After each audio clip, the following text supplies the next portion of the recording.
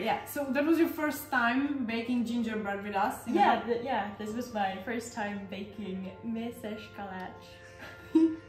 And what type of gingerbread do you have in Finland? We have gingerbread, which is piparkakku in Finnish, and it's a little bit different.